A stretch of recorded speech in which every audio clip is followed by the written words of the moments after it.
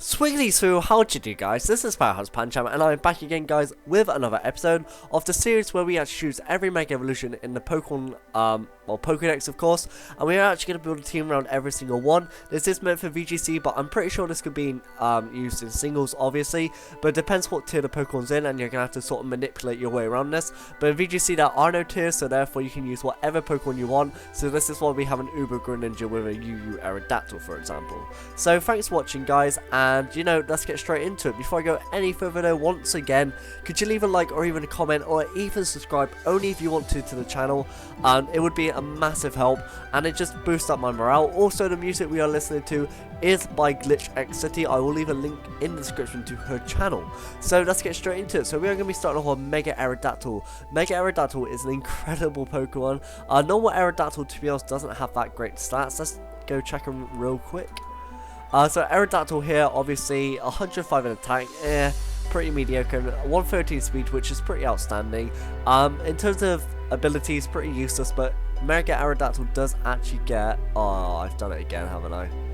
Oh my god, this is twice I've done it. Okay, I'm gonna run with it though. Sorry, I just got rid of it, but it does get Tough Claws as its ability, which means this Pokemon's contact moves wait, let me restart that.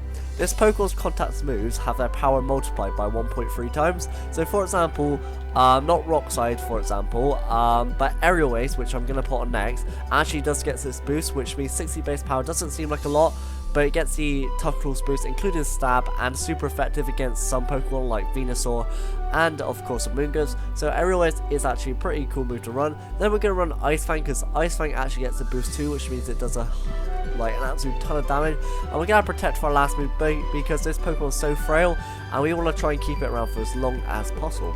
Onto the EV spread, I've gone with 252 in attack, 252 in speed, with 4 in defense, as that is the lowest stat. We want to keep that odd number of HP, because that means we can survive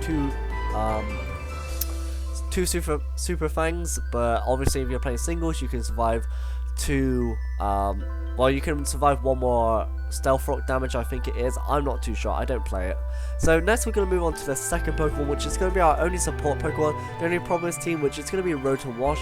Rotom Wash is an incredible Pokemon with the Levitate ability, meaning it is only weak to Grass because of its typing. It does have the Citrus Berry to recover some HP when it is at half HP or less, with Levitate of course, which gives it immunity ground.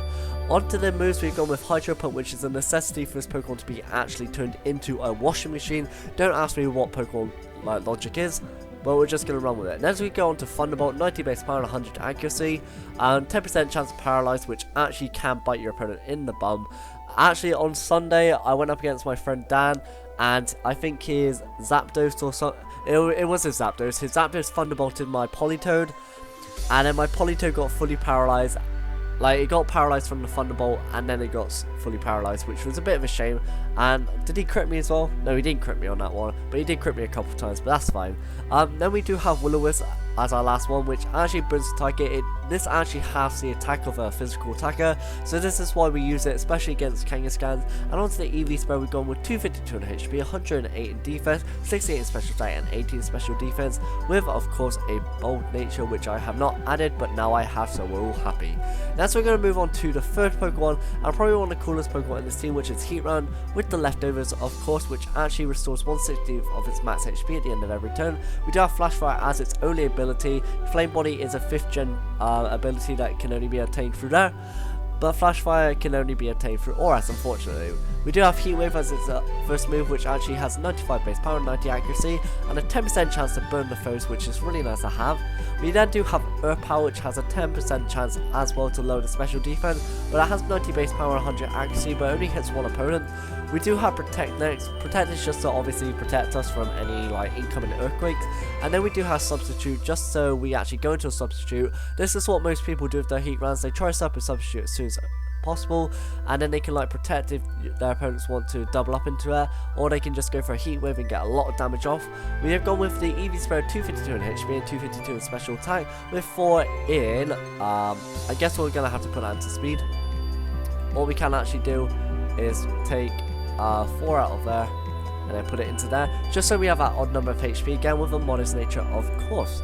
Next we're going to move on to the fourth Pokemon, and yet again probably the coolest shiny out of them, and that is Greninja with the Life Orb. Greninja is a cool Pokemon, water dark typing, but due to its ability Protean, it doesn't keep that typing for long, trust me. It does have Life Orb as its ability, and as its item, and Protean as its ability, which actually means that the Pokemon's type is changed to the move it uses. Onto the EV spread moveset, gone with Gunk Shot just to hit Silvio, Ice Punch to hit Landorus and Thunderous, Locate to hit Kangaskhan, and then Protect just to protect us. Onto the EV spread, I've gone with 252 in attack, 252 in speed, with 4 in defense, and a jolly nature. That's why we're going to go on to Silvio next. Choice Spec Silvio is so overpowered in this meta, you would not even believe it. Silvio, obviously, with the choice specs is amazing, which actually boosts its special attack by 1.5 times. We then do have Pixelate as its ability, which turns normal type moves into Fairy, and actually gives it a 1.3 times boost in that. So it's like a free Life Orb on top of choice spec. So Hyper Voice is doing 1.8 times more, which means it's almost doubling. We have Hyper Voice. Hyper Voice is 90 base power and 100 accuracy, and it hits both opponents. We then do have Hyper Beam. This is just to avoid Wide Guard, especially from Pokemon like Aerodactyl, of course. Hyper Beam is just so if your opponent is going to go for a Wide Guard and you know it, you can just go for a Hyper Beam instead, just to take out that Pokemon you want to. Onto our last move, we have gone with Side Shot. Well, not our third move, sorry. We have gone with Side Shot just to hit a Moongus and also a Venusaur. And then we do have Hidden Power Ground just to hit Heatran and other Pokemon like that. Onto the EV spreads, we go with 252 in HP and 252 in special attack with 4 in defense and a modest nature. Onto our last Pokemon, we are going to go with Shiny Haxorus, a very unorthodox Pokemon in the VGC meta. I think it's because it's quite frail, and to be honest, I don't understand why. It also doesn't get the best move pool in the world, but oh well.